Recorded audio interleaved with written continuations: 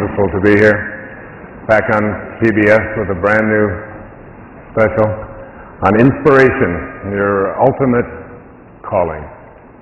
There'll be a lot about inspiration here tonight, inspiring people, inspiring events, how to live an inspired life, how to attract spirit back into your life. Lots of things that are going to be very powerful for you. I encourage you to stay with it and call everyone you know and tell them to watch. We need more inspiration in this world. People that have inspired me have been, my children have been a great inspiration to me. I have 8 of them, 6 daughters, yes, and 2 sons. And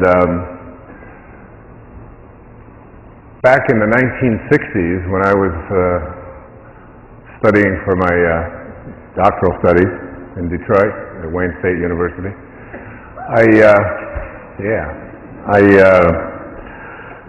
used to listen to music, and a group of kids came over to this country from a little town just outside of London called Liverpool. Some of you may have heard of them. And they used to sing a song, the Beatles did, and it was called Will You Still Want Me? Will You Still Love Me? What? When I'm 64, right? And I used to think at that time in my 20s that I didn't really understand that song. Didn't think it would have any meaning at all. I thought no one even ought to be allowed to live that long. So it just didn't resonate to me, but then lo and behold, it happened to me. Turned around and 64 was here. And I wasn't able to be with my children at the time of that birthday. I was speaking in Durham, North Carolina that night. I got a package from them with a wonderful card in it for me. And I thought, you know, maybe all of this work that we've done with these children, with my wife and I, and trying to teach them about spirit and higher consciousness and loving and being close to God and spirit, was coming true because they sent me this beautiful card. It said inside of this birthday card is a very special message from God.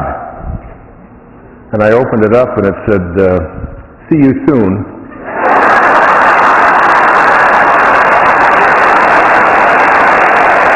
Happy birthday. So,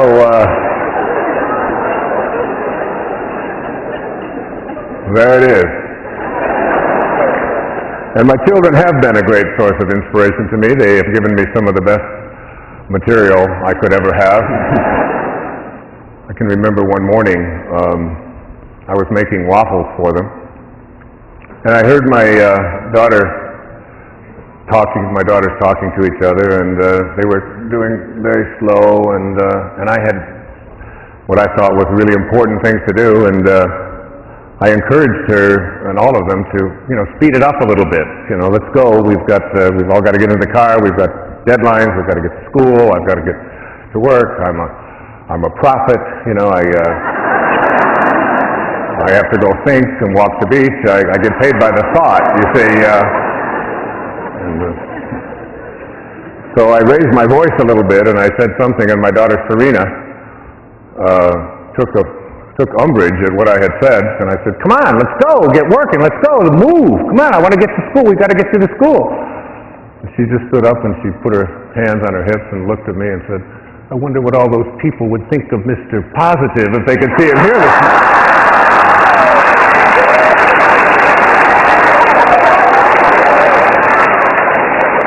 She turned around and looked at her sister, Summer, and said, would you buy a book from someone who yells at a 10-year-old child? I write those down when they... So anyway, my children have always been great inspiration for me, and great teachers, and keep me very close to the ground and very humble. I want to begin this program on inspiration with a story about attitude and belief. Because basically, the idea of living an inspired life is one in which our attitudes become one of being in harmony with our source, with Spirit. Not too long ago, I was honored by Yeshiva University, the Einstein School of Medicine, with a wonderful tribute. It was called the Einstein Award, that is given to people whose work exemplifies some of the sort of philosophical views, rather than just necessarily the scientific views of Albert Einstein. And I was invited there, and I gave a lecture to the staff and did rounds and spent a day there at this wonderful School of Medicine in psychiatric hospital in New York. But I felt that when I got there that maybe it would be important for me to explain to them about Einstein's theory of relativity, which I'm sure many of you watching don't really completely understand. But everything is really relative. I mean, there was a great Chinese philosopher who once said, his name was Lao Tzu, he said, I went to sleep and I dreamt that I was a butterfly. And then I awoke. And now I don't know. Am I a man who was dreaming that he was a butterfly? Or am I a butterfly dreaming that I'm a man? It could be either way. And Einstein said, it's all relative. It's all relative. And I thought about that, and I thought perhaps I could help these doctors and everyone to understand, since they were working at a place named after Dr. Einstein, I could explain to them about how to apply this theory. And I have a theory about relativity that goes like this. All things being relative, in a bowl of soup, this is a lot of hair. What do you think? Really? You understand? If you were in a restaurant and you ordered a bowl of soup and you got this much hair in it, you would call the waiter over and you would say, excuse me, what? That's a lot of hair. That's the way I look at it. All right? It's all relative, and it's all how you believe and what you believe. As we move into this idea of inspiration, I'd like to suggest to you that you have a mind that is open to everything and attached to nothing. It's not a program that's based on any religion or any particular view of spirit or God or soul. We can call it what we want. We all originate from the same source.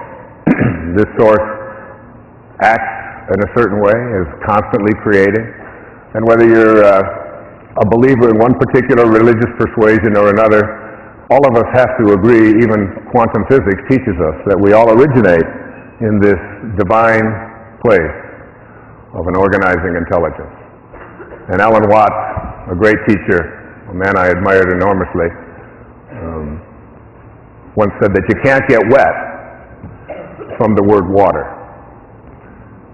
The word itself, whether you call it water or vasa or aqua or Edna, it doesn't make any difference what you call it.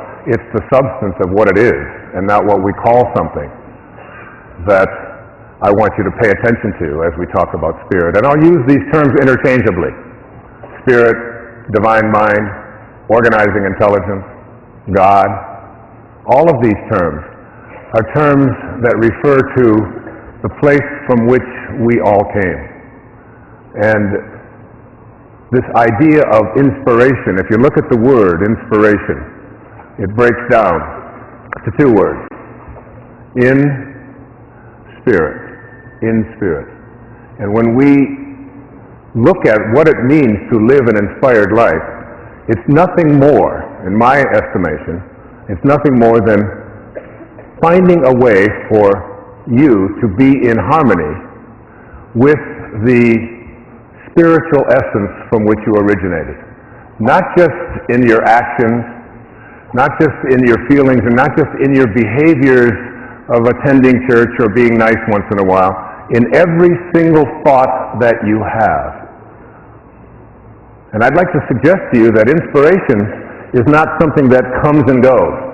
It's not something that you have one moment and then in the next moment it disappears. And this is a whole new look at inspiration. To me, inspiration is living in spirit at all times and catching ourselves when we find ourselves disconnected from the spirit from which all of us emanated. It's really thinking like God. It's being more in touch with that place of origination. It doesn't come and go. When you live an inspired life, you begin to feel as if you're on purpose. I guarantee you that at the end of this show, you will not have to ask the question, what is my purpose, and how do I find it, and where is it, and how come I can't get it, and why does somebody else have it, and I don't seem to get it. It always seems to elude me. These will no longer be the issues that face you about being inspired. It's really about living day in and day out from this divine perspective of watching every single thought that we have and catching ourselves when we have a thought that is inconsistent with that divine source from which we all came. So that if you have a thought that